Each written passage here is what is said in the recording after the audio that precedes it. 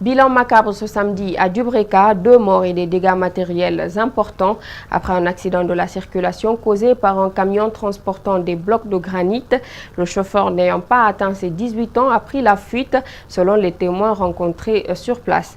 Alseni Bari commente les images de Kouria Abou Kourouma. On vous prévient, les images sont insoutenables. Les images sont effroyables, dignes d'un film d'horreur. Les corps mortifiés, encore sous le camion. Nous sommes à Dubreka, il est 17h. Immobilisée sur la route par manque de carburant, cette voiture a été percutée par ce camion benne rempli de blocs de granit.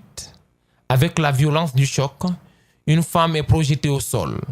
Elle finit sous le camion. Quand le camion a percuté le véhicule, une femme a tenté de sortir. Aussitôt, un gros caillou a écrasé sa tête. Dubreka renoue avec ces accidents, la plupart causés par ces gros porteurs. Dans cet accident, 2 morts sont à déplorer. Les rescapés rassurent que la voiture était sur le côté et rien ne pouvait à leurs yeux présager un tel drame. On était dans le véhicule là. Le chauffeur a dit que le carburant est fini. Il a dit mais il va aller stationner le carburant. On était garé de l'autre côté là-bas. Là. Donc c'était surprise maintenant. On a eu des choses là. Il y avait 6 personnes. Le chauffeur, selon les témoins, est un jeune qui n'avait pas atteint ses 18 ans. Il aurait pris la fuite. Selon certaines sources, l'une des 2 victimes était une femme dont le mariage devrait être célébré bientôt. Chaque année, ce sont plus de 1500 milliards de dollars qui sont générés par le blanchiment des capitaux. Une somme énorme qui donne le vertige et qui amène la CENTIF, la cellule nationale des traitements des informations financières, à donner ce lundi une formation aux responsables de contrôle interne pour mieux lutter contre le blanchiment des capitaux et le financement du terrorisme. Plus de détails avec Mamadou Saliouba et Alseni Kamara. Pour éviter les poursuites pénales, légitimer les fonds illicites et détruire la preuve du crime, dans le monde des finances, beaucoup font recours au blanchiment des capitaux qui, selon les experts internationaux, génère plus de 1500 milliards de dollars par an.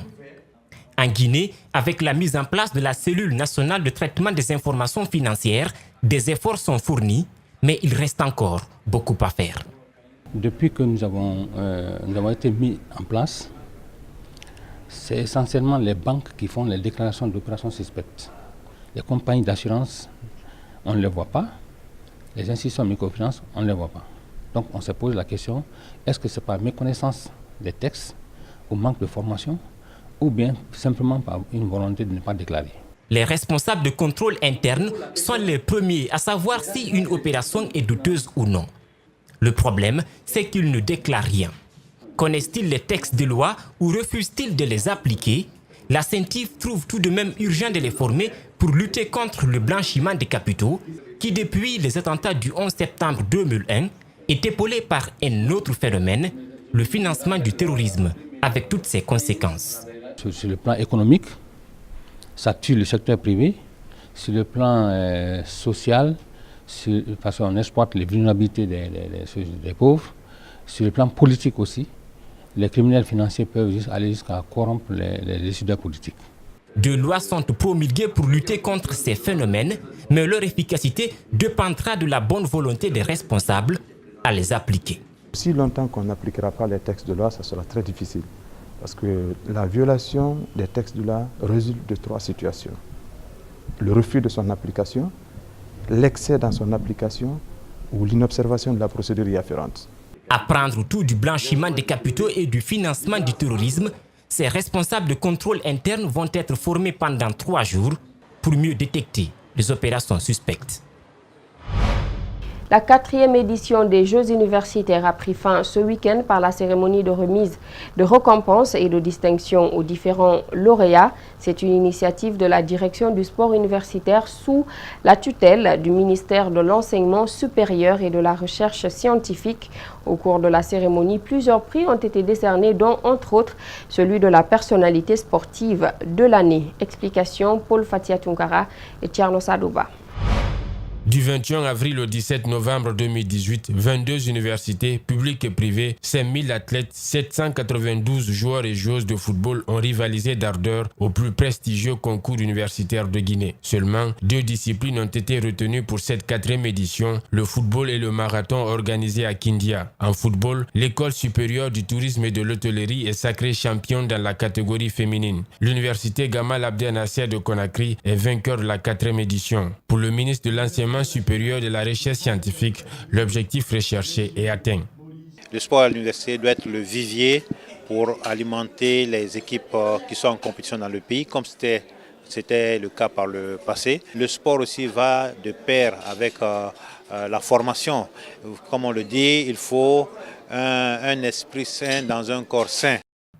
Au-delà de l'enseignement et de la recherche scientifique, qui sont les 2 missions traditionnelles du ministère, le département veut promouvoir le sport dans les universités. Dans un avenir proche, il souhaite faire de l'université le grenier du sport guinéen. Lorsque la Guinée occupait le sommet de la pyramide sportive africaine, c'était du temps du AFIA 117 qui était essentiellement constitué d'étudiants.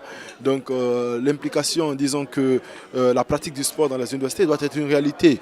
Une réalité parce que déjà c'est fondamental pour le maintien physique et mental de nos étudiants, mais aussi parce que je crois que c'est seul par là que l'on pourra résoudre les nombreux problèmes que rencontrent les différentes disciplines sportives en République de Guinée. M. Daniel Lama, secrétaire général de l'université de Somfonia, s'est vu honoré par le prix de promotion du sport universitaire. Le prix du meilleur cadre du département de l'enseignement est revenu à M. Chérif Diallo. Enfin, le prix de la personnalité de la 4e édition des Jeux universitaires est revenu au premier responsable du département de l'enseignement supérieur et de la recherche scientifique, Abdoulaye Robalde. Rendez-vous est donc pris au mois d'avril prochain pour le lancement de la 5e édition des Jeux universitaires. Voilà, c'est la fin de cette édition d'information. À tous, merci de l'avoir suivi. Merci également à toute l'équipe technique. L'actualité se poursuit sur Espace TV.